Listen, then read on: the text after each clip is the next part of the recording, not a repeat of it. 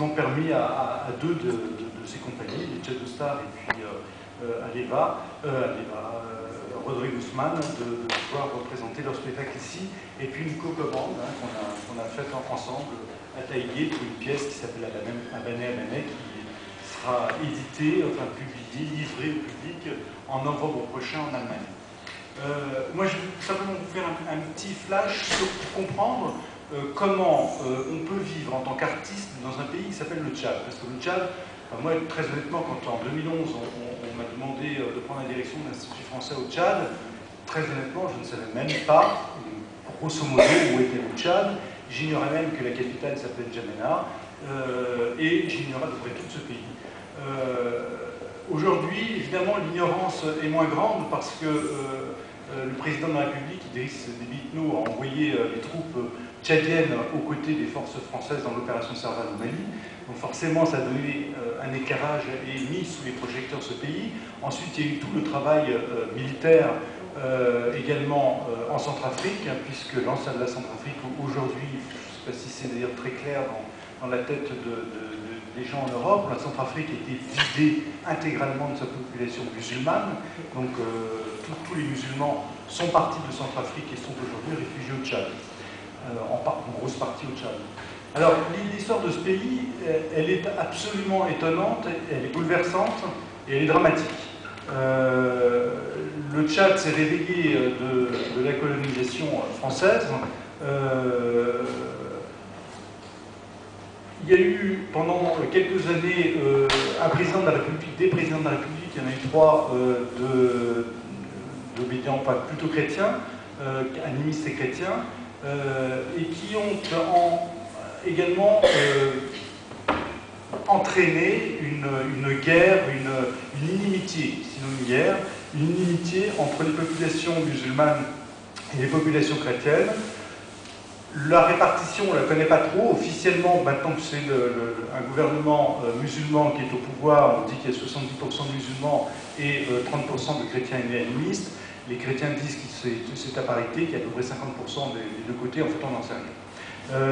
Le fait est qu'il y a eu effectivement une oppression de la population musulmane pendant toutes les mandatures des présidents de la République chrétiens et animistes, qui a conduit évidemment au coup d'État de Hissène Habré, qui lui, un épisode qu'on connaît davantage, et qui a entraîné 4 ans de guerre civile, mais une guerre civile absolument sanglante, entre les populations musulmanes et les populations chrétiennes, avec des fabrications de meurtres interreligieux qui n'existaient pas pour simplement dresser les populations les unes contre les autres.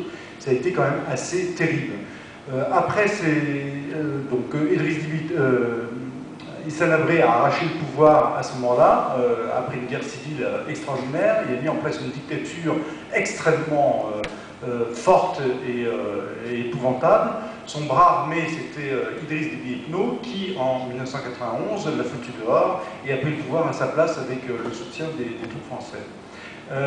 Aujourd'hui, il reste lui-même au pouvoir enfin, il est encore au pouvoir, mais cette histoire démarre en même temps qu'il est pénétré de toutes les frontières par des groupes de rebelles entretenus par le Soudan. Donc on est dans un conflit absolument permanent. Alors, guerre civile entre Tchadiens pendant toute la période d'Hissène Habré, et puis ensuite guerre civile avec des troupes de rebelles qui rentrent perpétuellement dans la capitale, enfin dans le pays, pour essayer de prendre le pouvoir.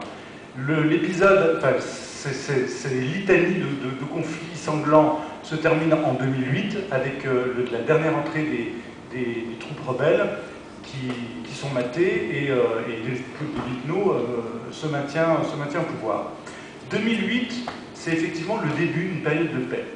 2008-2012, 4 ans plus tard, le Mali revient et aujourd'hui, je ne sais pas, Taïgué, ce qu'on peut dire sur la période de paix aujourd'hui au Tchad, moi je sens simplement qu'aujourd'hui, on a vidé la Centrafrique de sa population musulmane.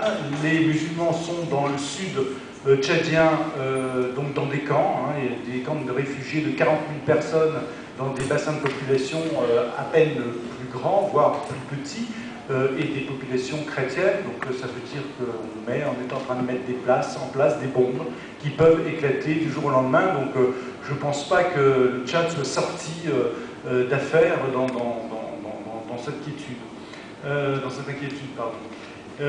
Résultat des courses. 2008, on arrive à une période de paix relative et c'est aussi le moment où l'Institut français, qui s'appelait le CCF à l'époque, voit aussi des artistes un petit peu sortir de l'anonymat, sortir des frontières. Il faut savoir que le Tchad, personne ne sort de lui. Il y a très peu de Tchadiens en France, très peu de Tchadiens, la diaspora tchadienne est toute petite. Les Tchadiens sortent peu de leur pays et il y a quelques têtes, quelques personnalités artistiques dont Taïgué évidemment fait partie, avec trois autres danseurs contemporains qui sont Rodrigue Guzman, qui est invité par la Biennale également, Yaya Saraya et puis Yassan Topio, qui est lui le premier à avoir émergé de cette communauté artistique. Mais ça reste une toute petite communauté artistique et évidemment l'objectif c'est de faire en sorte que cette communauté augmente, que ces artistes soient reconnus, visibles, vus du public à l'extérieur autant que faire se peut.